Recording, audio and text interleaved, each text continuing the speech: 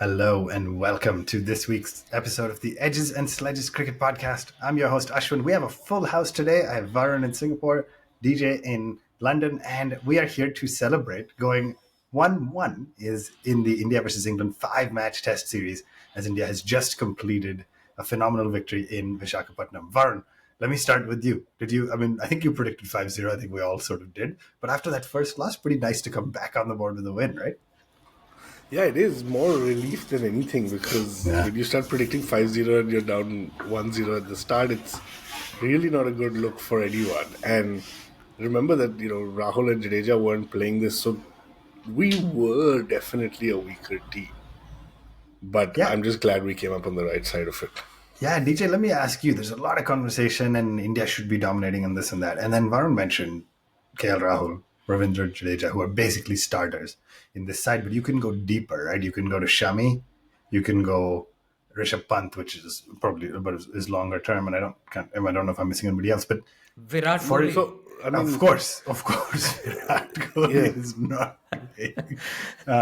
And then, of course, this being the first series in a post-Pujara Rahane era, I mean, you can look at this 11, and I haven't done the math, but say there's not a lot of test playing experience in this 11 if you maybe exclude Ashwin, right? Because Rohit also hasn't played all that many tests for India. So, DJ, does that add an element of just excitement around this win? Yeah, I mean, as Varun said, there's a bit of relief. I'd given the 3-1 prediction, so I'm still on for that on the India side. But the whole stat that was going on around before this was Joe Root had more runs than the entire Indian batting lineup or something like that, something quite odd like that. Which, inexperience, yes, but in their home conditions, India are a difficult beast to beat, right? And we'll come to it, and whether this is the end of Bazball, whether Bazballers have been taught a lesson, or is Bazball just playing badly in the first innings of a match and then like chasing in the final innings? I don't know. Maybe that's just how Bazball is, but I think it sets up the series pretty nicely. I think, and there was a lot of criticism for India not playing positively in the third innings. But I think we need to talk a little bit about that, whether they were a little bit shell shocked after Hyderabad. Overall, Yeah. a great result. Yeah, a lot to get into, and you started hitting on some of the key points. And thank you to everybody who sent in questions. Varun, you going to add something? No, I was just going to say, just while we're just talking about the team, I think this is our weakest team in the last 4 years. Yeah, Especially because we played Mukesh. Yeah, and I mean, just between Shami, Kohli, Pant, Rahul, and Jadeja, you got 5 out of 11 guys who should actually be in the playing 11. Forget squad. So this is definitely our weakest team, maybe barring Gabba. I think the question is, and Gabba is one of those freak type of teams, right? Net bowlers playing and all that. But I think the question, Varun, is, do we have a problem where we move on too quickly from test players and want to get, like, you have an opener who's 22 and a number 3 who's 24. But in T20s, our average age is like 36. Whereas you'd think the strategy should be the opposite, right? Yeah, well, we had Purane for a long time, right? Pujara and Rahane. So I don't know, man. A lot of people, we'll get into it. A lot of people started saying bring Pujara back and stuff. I don't necessarily think that's the right strategy. And we're going to talk about Gill too, but a lot of people had Gill's head on the chopping board. And I'm just thinking through this, right? If you throw a Gill out, what kind of message are you sending? Because he is the next captain, whether we like it or not. If you look at India's history over maybe 20, 30, 40 years, Gill is the next captain. So saying you should throw him out is not great. But anyway, sorry, I'm jumping. But no, it's very interesting, and there's a lot to cover. So first off, exciting win, congratulations! Very excited to be at 1-1. And you could argue that it should have been 2-0, but you can also argue from 1-0 down, it could have gotten worse, right? So why don't we get into it and dissect it a little? And thank you to everybody who sent in questions. We'll try to hit them all. DJ, you want to start and give us kind of the rundown of that first innings, right? So first off, I think you mentioned it, 2 changes in the squad, or 2 forced changes, right? Rajat Patidar walks in, Mukesh Kumar comes in, and then Kuldeep comes in. How were you feeling the morning of day 1 when the playing 11 was announced? So I have to say, I mean, Patidar, I think, was probably ahead of Sarfaraz Khan, who got a call up to the squad. with the injury to KL Rahul. Another soft tissue injury to Rahul. Unlucky. He's out again. Um, but Patidar was above him in the pecking order. He was in the original squad, so fair play. The management gave him a shot. He'd done well in the recent Lions game, I think, and he'd got a first class ton against them. So I was okay with that. Kuldeep, I think, was our pick as well because when Jadeja, the moment he went out, I mean, Kuldeep is your next best spinner, right? And he can bat a little bit as well. Not a like for like, but a good enough spin replacement. The surprise was the replacement of Siraj with Mukesh. And Mukesh did really well in South Africa. Take no credit away from him. He came in the second test, bowled beautifully, but he had conditions in his favor. I mean, the test lasted a day and a half, right? So it's quite different bowling in conditions which are helpful to you as opposed to this pitch which seemed pretty flat. Now we should come to the pitch itself and the choice the curator made and perhaps the Indian team management made not to go for a turner or a burner or a rank turner or whatever they call it, but to go for a good cricket pitch where they look like you could score a lot of runs on that in the first innings. Um, I don't know. Any thoughts on the Yeah, pitch? actually, yeah, Varun, let me ask you about that a little bit, right? So you, all this discussion about rank turners, Ahmedabad test, Akshar Patel, 1.5 days, and all this stuff. And then obviously the first test match didn't work in our favor. And arguably, and remember, Mark Wood bowled as the one lone seamer, but three spinners, fourth option being Joe Root. India picked two seamers. England chose to keep the same strategy of one quick and the rest of their bowling options are spin. And yet you have the home team again playing two quicks. How do you feel about that approach? There's been a lot of chat in the media saying we shouldn't do rank turners. We have maybe the best quick bowling arsenal in the history of Indian quick bowling at least. So what is your take on that pitch and the overall assessment? Yeah, so just a couple of points. One, I think we put too much pressure on ourselves to create these rank turners without realizing that you're going to be batting on the same pitch and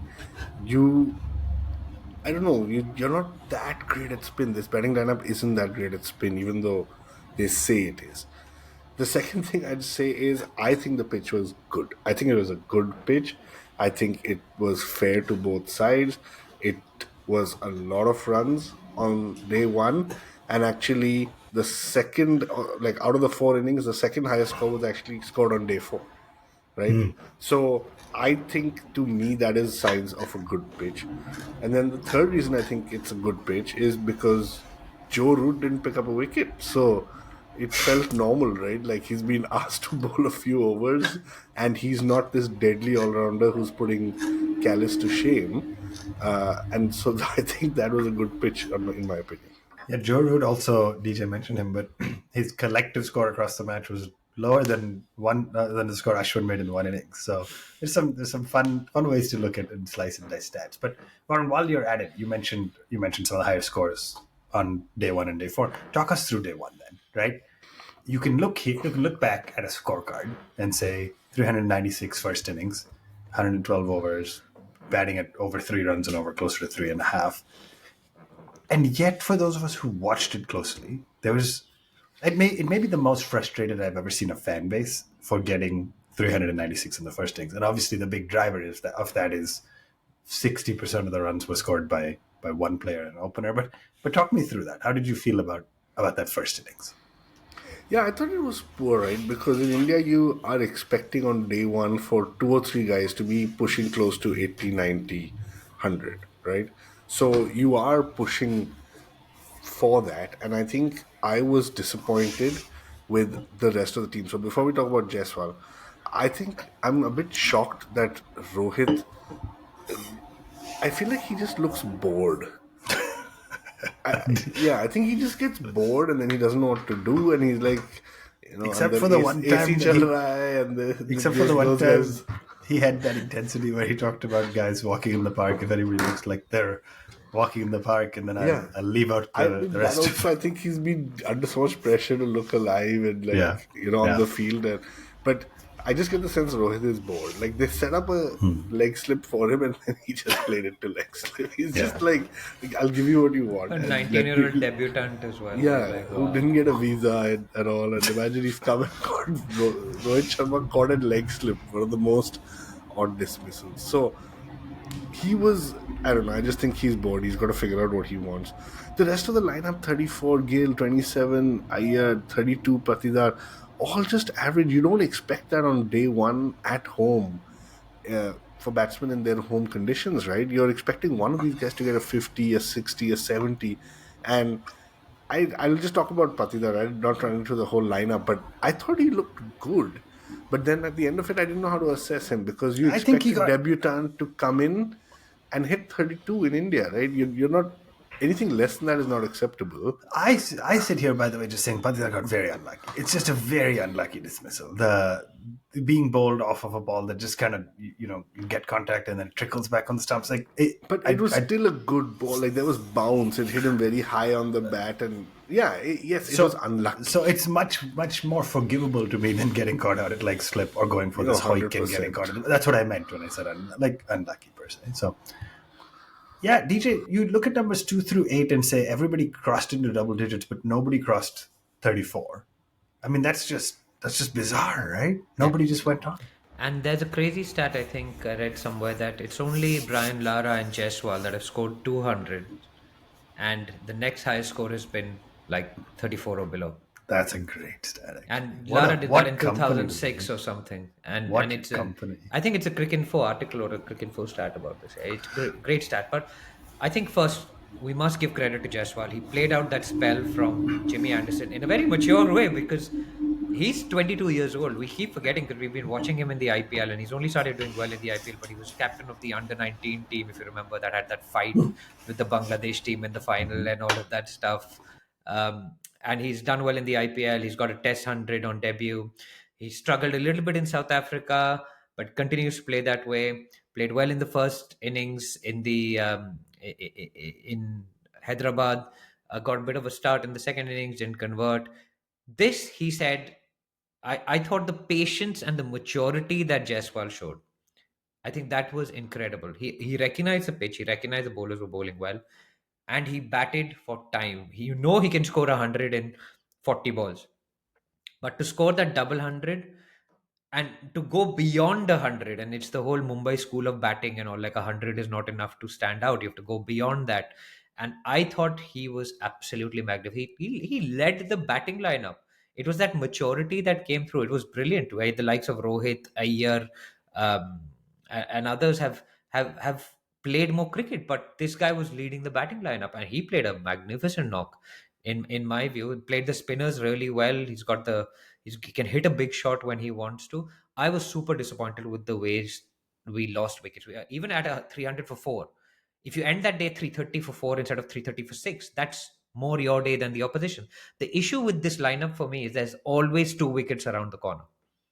It's always there. Like England are never out of a game. You can't think that they're going to be out of game. Even today, even on day two, you started at 330 for 6. You would expect to stretch it to 420 or so with the likes of Ashwin, Jadeja, but we wrapped for to 396. It's that tail, just the opposition knows that once you get into 6 wickets, 7 wickets, it's cut, and that I think has been a bit of a worry for me. It was a lost opportunity to bat big. I thought we were about 100 runs short in that first inning, that we left 100 runs on the pitch. Likes of Bharat getting out in the 91st over of the day. I mean, come on. I mean, England did well to bowl that many overs, but like, just why are you cutting? You've seen Akshar get out like, you've seen Iyer get out like that. Why are you trying to cut the ball at that point in the day? It's just freaka wickets, right? Like it's just lack of lack of cricketing nous or cricketing. I don't know. Don't want to say Yeah. knowledge because these guys are playing like a high level of cricket, but it's like recognizing the moment and holding yourself back. Yeah, I mean, I think well said, Varun. That's part of why I was saying, there was frustration despite making 396, which seems so bizarre especially in the era we've been in of lower test scores. But again, full credit to Jaiswal. Phenomenal knock, absolutely tremendous knock. I mean, you can't expect any more. You can't even expect that much from a 22-year-old. But got to give him full credit where it's due. In response, then, Varun, a lot to talk about in England's first innings, right? But Zach Crawley has just, I mean, has just come out looking like a threat. We went through this period in English Test cricket where they couldn't find openers. They were changing openers every couple of series. They couldn't figure it out, and now, they've crossed. I think there's one of the few opening pairs who've crossed 50-run partnerships 4 times in a single series, and they've only played 4 times so far. So that means no really early wicket so far. But yeah, talk to me about that kind of England's response, right? A little bit Bazball esque. They came out. Zach Crawley scored 76 and a run a ball basically, and then talk to me about the man who changed this whole game and brought it entirely to life in England's first innings. Yeah, so I just first on Zach Crawley, I think classic example of somebody who was struggling, got backing from the coach and the team management.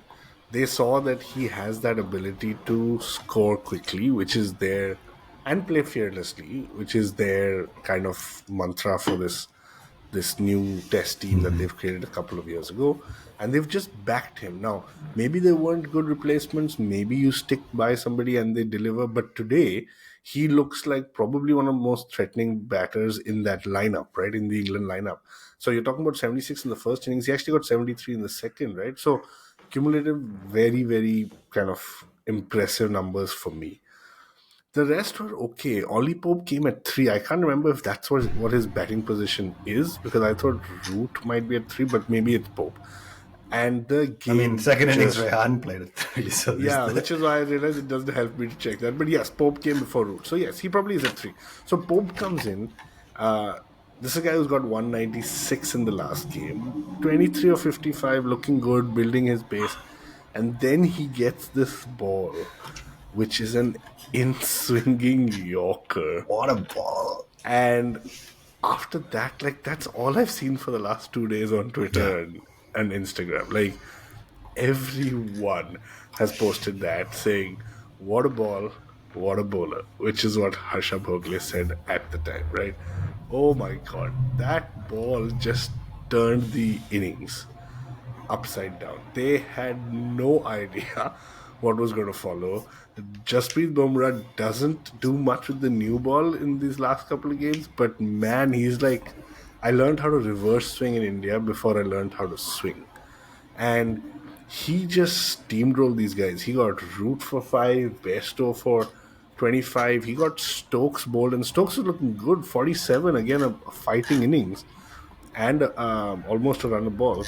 And to the point where Stokes is now getting out and just Yeah, can I ask you? dropping his bat. And I don't know, it's a bit disrespectful to me, because you're kind of like, there's only two ways to read that, right? One is the pitch is making the ball now bounce, and so I'm missing it because of uneven bounce. Second is like, I'm just bowing down to this bowler right now. He's definitely not doing the latter. So I found it a bit disrespectful to do that the second time when he's getting you bowled again and again. Yeah, I mean, I don't understand. I've watched that reaction video probably 20 times because I'm trying to figure out what is happening. Also, he's done that once before to Bumrah, by the way, where he got bowled and dropped his bat and just looked confused. In the last match, in the last test, that's what I'm saying. Yeah. Oh yeah, I guess it was. Yeah, that's what I'm saying. He's done it twice in like 3 But he innings. didn't do it to Shami when he got bowled by him in the World Cup after that over. Yeah, but he so sometimes he puts his hands down like this, sometimes he puts it up like this when he's deflecting boundaries for 4. All right, but yeah, I mean, tremendous, just tremendous to be able to ignite a bowling attack as a quick bowler, as the lone quick bowler who did anything of high impact up until right at the end. I think just absolutely unbelievable. And so, DJ, let me just ask you the question that came in. The genius of the man, and I'll come to the question, is the genius of the man is he got Joe Root with an inducker last time. Yeah. The ball came in, got him LBW. This time, he bowled it away. The ball moved away off the deck. Joe Root edged it to Shubman Gill, who caught brilliantly, by the way, in the first innings. Yeah, lots of catches too. Really good catching. And Bumrah owes like 3 or 4 of his 6 wickets to Shubman. Also, don't forget, Bumrah started off his spell. He got 6 for 45. His first over went for 16 because Zach Crawley hit 4 boundaries in it. Right? So the control 6 for 29 after that. Yeah, the control to come back from that was absolutely outstanding. And yes, the Ollie Pope ball just went nuts. Like Twitter went nuts on it. But there was so much to that spell which was just outstanding. The Joe Root dismissal, in, out, in, out, in, out. Even the Jimmy Anderson dismissal, that was a slow ball. Nobody picks it up because unless it's like a genius ball to Sean Marsh, the last ball before, like, you don't, or the Ollie Robinson off cutter. But he's just doing this for fun. The amount of control he has, and it is a privilege to watch a bowler like Bumrah in this kind of form. He's had his injuries, he's come back, And he's right now the point of difference between these two teams. Even in the first test, he took 4 for in the second innings to somewhat stem that tide, which Ollie Pope had turned, right? And I don't know, I'm sure you know the stats better than I. Is he the highest wicket taker in the series so far? He must be. He got 9 for 91 today, right? And Yeah, who I would mean, have picked that? I know that it was his second highest, the second best figures ever for a quick bowler in India. Chetan Sharma took 10 wickets in a match figures. I mean, Oh, just truly tremendous, right? wow. Varun, Sorry, the you question you that got came asked the in, question. Yeah. yeah, Varun, let me ask it to you. Nilesh Jain sent in, did Bumrah rescue a below average Indian batting performance considering the pitch and English bowling? Yes, I think the answer is yes. Not Unequivocally, often will you yes. say you hit 400 and then a bowler rescues you, but the pitch was such, the England lineup was such, their style of play is such. So I think he did help because you see, we still got them on for 253. If that had touched 330, 340, you're not left with enough of a lead, right? So basically, when you look at the match situation, you won by 100 runs, and Bumrah effectively restricted them by 100 runs in that second inning. So yes, that made the difference. I think the interesting point is, like they rested Siraj. I think it's a workload management thing. Do you guys think Bumrah is going to play all five? I think I it is just starting to show up that the rumors, so take the rumors with a grain of salt, but that he may be rested for the third test. And Yeah, for which me, makes that sense to me. I don't know if it does. It's 10 days away, Oh, 10 days. and Yeah. So what I'm Yeah. saying is maybe I Aren't would England definitely. off to Abu Dhabi because they don't want to hang out in India? they're golfing. Is that what's happening? Really? Yeah, I think they're going to Abu Dhabi. I seem to have heard someone say that or read that. I don't know. Better food there, I guess. Baked beans is better. No, no comment. No, so sorry. One thing we should call out actually is the fielding in that test match by India and also by England. I mean, the Ben Stokes catch running back was insane. But Ayer's catch to dismiss Zach Crawley, Jack Crawley, Check. Zach Crawley, running backwards over his shoulder. Crawley was on 70 or 76 or something. England were looking decent. That was another game changing moment. Like we dropped Ollie Pope in the first test match at Hyderabad, Akshar dropped that catch. Ayer took a brilliant blinder to change the momentum. Yeah, at this point, between that and the run out near the end of the match, Ayers in the team as a specialist fielder, kind of, right? So, and I mean, listen, he didn't bat that badly. He got off to decent starts, but let, let's just keep it going. Varun, 143 run lead. Rohit comes out, looks bored, to use your words again, if we will.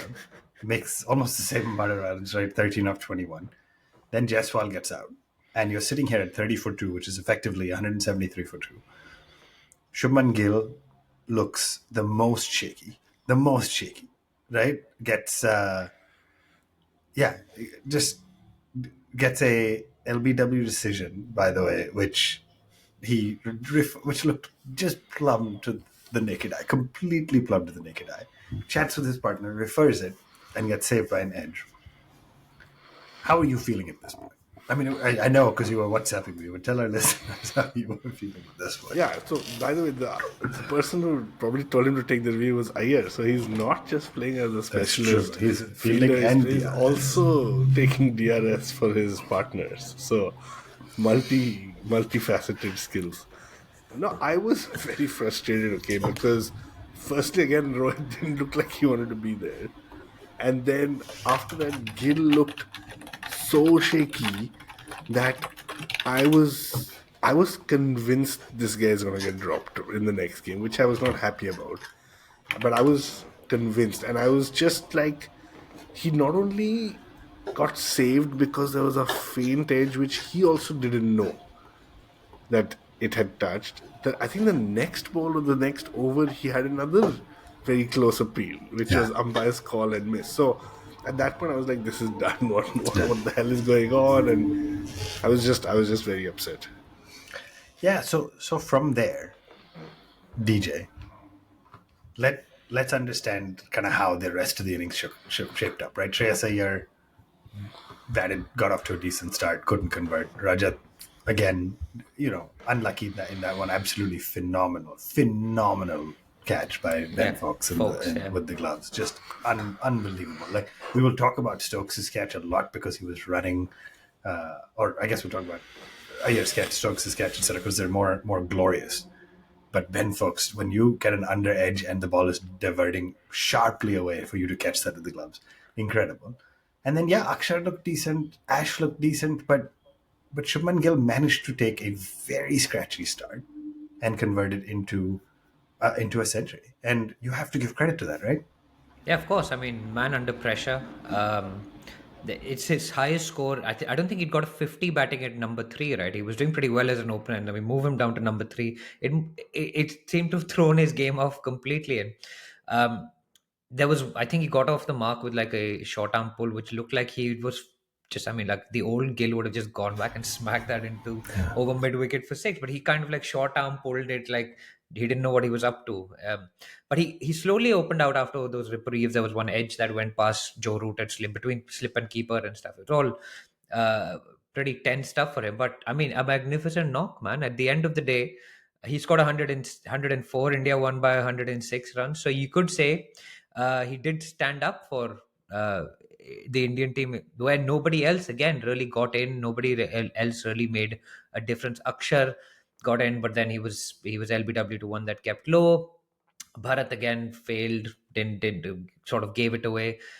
What I didn't like was the whole discussion towards the end of that innings where India were apparently not being positive, right? So this is past T, and we've lost a few wickets. I think we're 8 down at that point. Ashwin is batting with Kuldeep is out, and he's batting with Bumrah, Bumrah, and he yeah. puts on a little bit of a partnership there. And I don't know how much it was, 30 runs or so, right? Of which I think Bumrah got zero, and Ashwin got Yeah. all of them. Yep. I have no issues with that. Kevin Peterson was on commentary, and I think there were others on commentary as well, saying India not being positive. They're very worried about Bazball. They're this, they're that, they're defensive. You've got 2 days left in the game. Why do you need to be so positive? There are times where it's okay to sit back. It's okay to grind out the opposition and score the runs that you need to get there. In the final analysis, if England had got another 50 runs, you would be like, why did Kuldeep throw his wicket? Why did Ashwin throw his wicket? So I'm okay with that. Again, Ashwin is a very smart cricketer. He recognizes the moment and he plays it according to the situation. He would block, hit a four, hit a six, and move on. So I was totally okay with that batting. It's Bazball is not just going after every. I mean, a bad example of Bazball was what we saw today, Joe Root. But we'll come to that.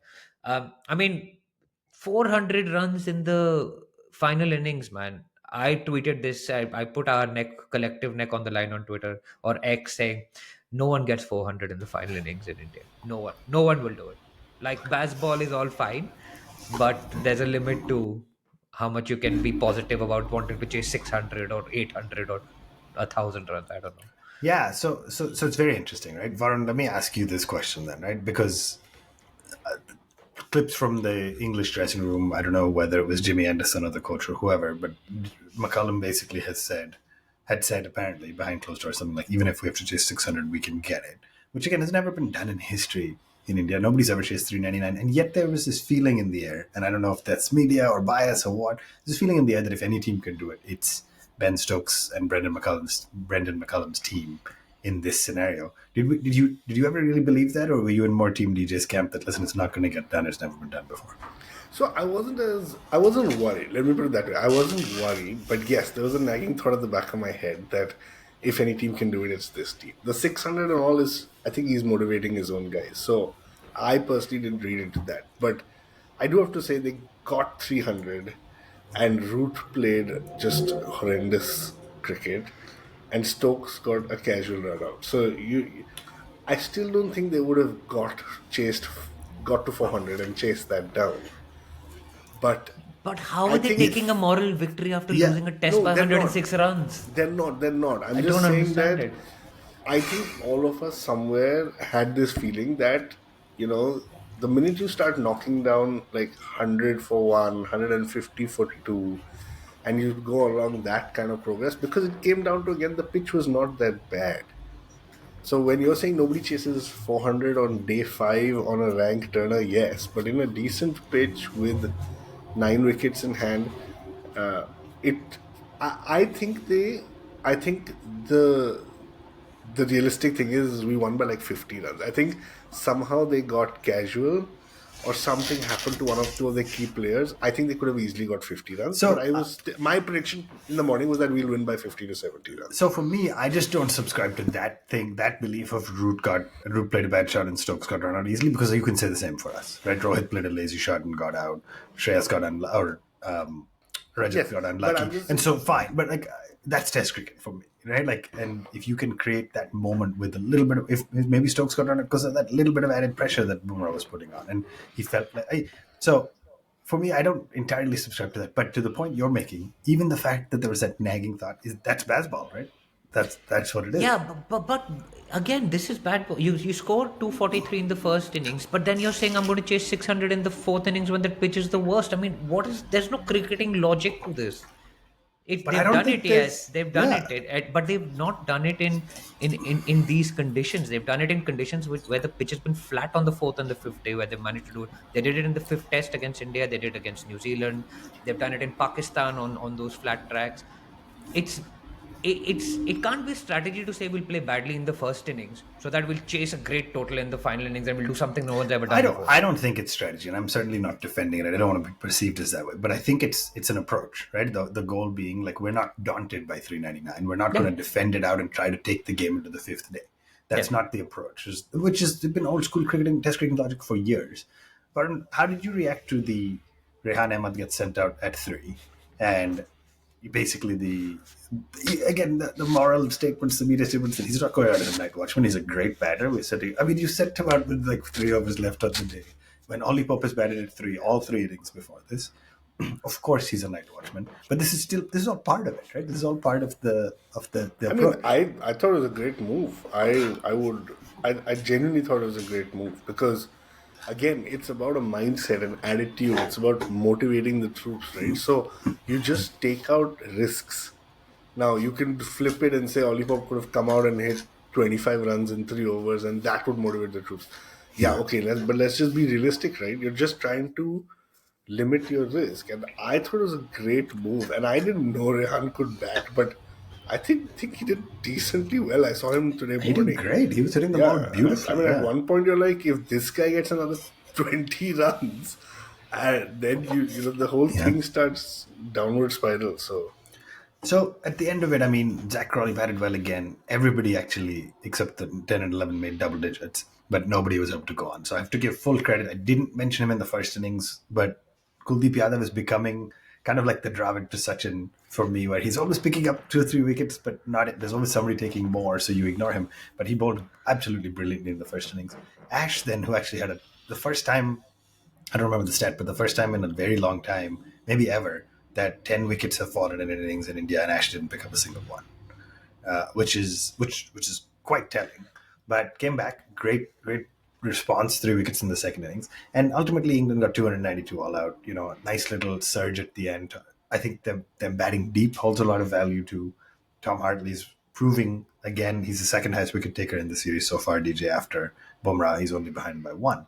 So overall, I mean, listen, 106-run victory is great. 4 days, pitch played well, kind of survived well as a whole.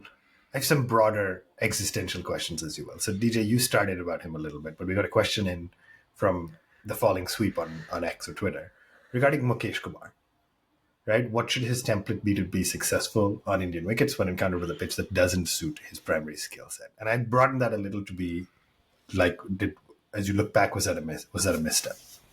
So I think it was. I think I would have played Washington Sundar instead because it with the absence of Jadeja, I think it would effectively you'd strengthen your batting with enough of the bowling, but you'd basically replace Siraj with another spinner.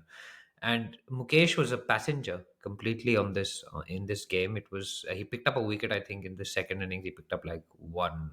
I think he got Hartley or one of the guys right at the end, and he celebrated because he obviously frustrated. But it's not unless you can swing it like Bhuvi, you're not going to be effective in those conditions. And he has swing and seam, but he doesn't have as much. He doesn't have prodigious swing and seam.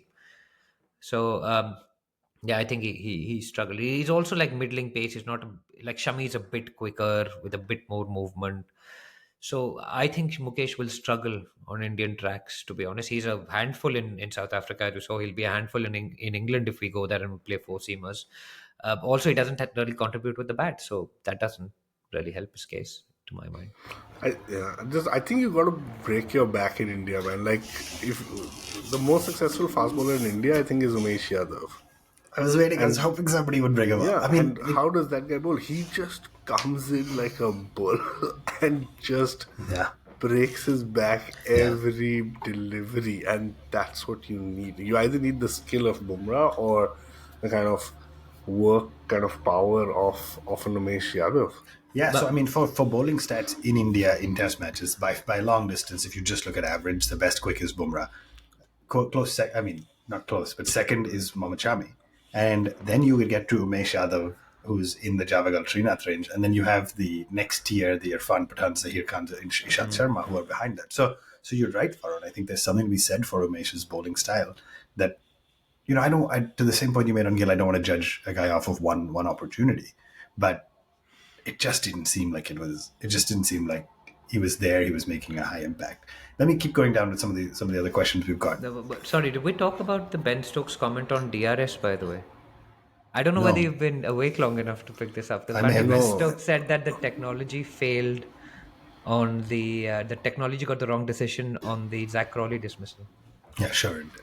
I'm not here to engage. I mean, this is just dumb. Like, Ashwin is just I'm just. This is disgusted. so stupid. I'm truly disgusted that it happened. And I'm actually glad that at my time zone I woke up and yeah. Anyway, I'm just utterly disgusted. Moral Varun, victory, dude. It's all about yeah, moral victories. Varun, let me pivot and ask you. So at number 8, I guess, or 7, we had KS Bharat playing in this game, who made 17 in the first innings, 6 in the second innings. And so a couple of questions have come in on Twitter. A, from Shubham Joshi: is KS Bharat skillful enough to be included in the playing 11 as a specialist wicketkeeper and not a skillful batsman? If not, when should Dhruv Jurel be given a chance? And kind of linked to that, at Moriarty Jim 100, or Jim Moriarty has said, please address the issue of wicket keepers. Does the absence of Pant take us back to 2000 to 2004 era where musical chairs was going on with keepers? So okay. So without trying to three be a Rishabh questions, Pant one fan, word answers. yeah, Should Bharat be there? No. When should Purell come in? Yesterday. And is this a punt issue and going back to 2004? Yes, absolutely. There was that guy who was just set at number 5 or 6, depending on the match situation, in your team. So with his absence, you've had this whole. Actually, that comment that came in was very well said, right? Because you've now got Rahul keeping in overseas tests, but he's not good enough for India. And I don't think, maybe out of 40 wickets, Bharat has contributed to 2 or 3. Like, I think he's a better keeper, don't get me wrong. But you've picked Rahul overseas, you don't think he's good enough at home. Then you've banned Ishan Kishan or whatever these rumors are because he had mental health issues. And I mean, I read this article yesterday. I'm pretty sure it's fake news, but I read the article that said he'd asked for a break for mental health reasons, and then the management saw him partying with Dhoni and stuff in Dubai, and then they got upset.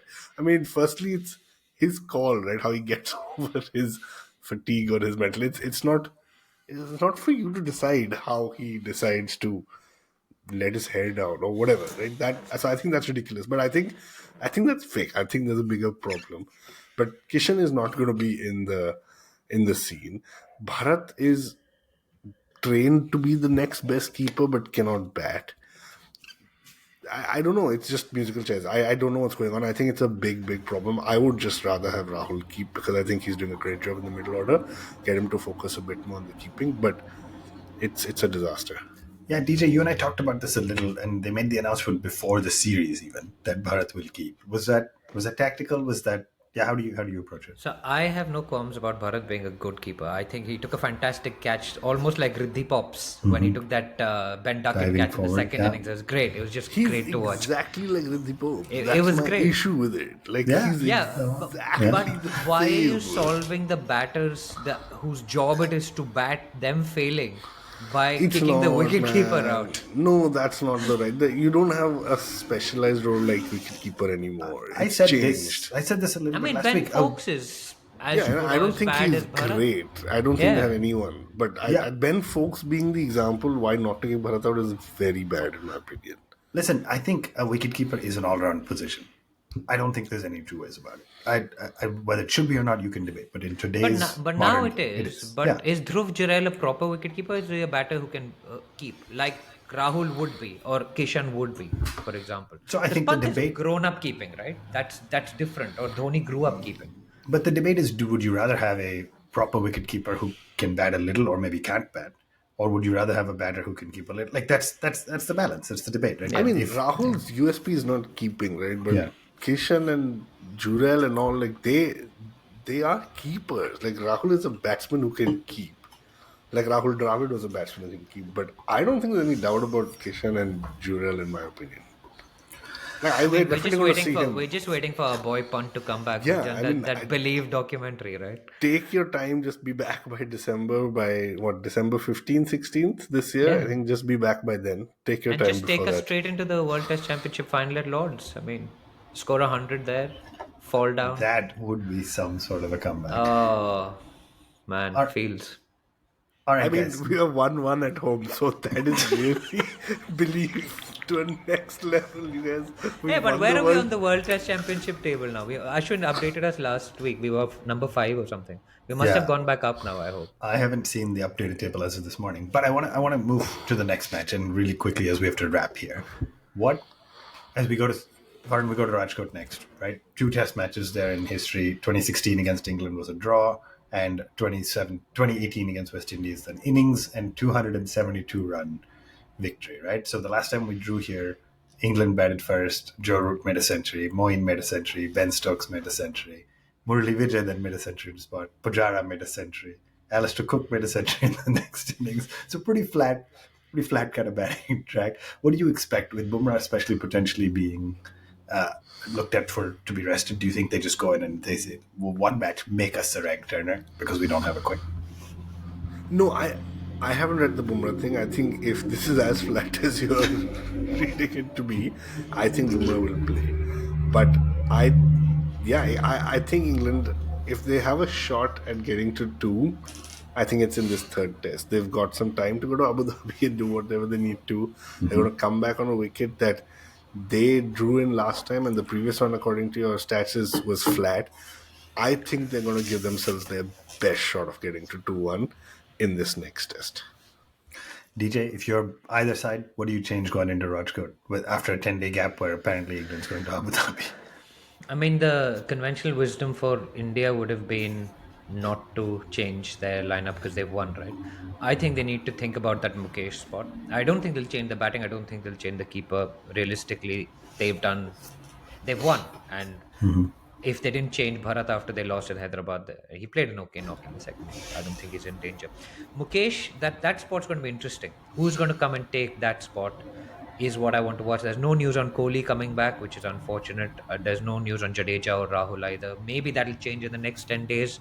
We don't know. The rumor is that Virat Kohli is having a second child. Apparently, AB de Villiers let that slip on. That's a Yeah, bit on of a dick YouTube. move, though, isn't it? Yeah, That's like, I mean, like they haven't said anything to anyone, and then I'm AB I'm hoping it was lets just a AB complete tells error. everyone about the Yeah. baby. There it is. That's the line you're going to clip and put on social media for this episode.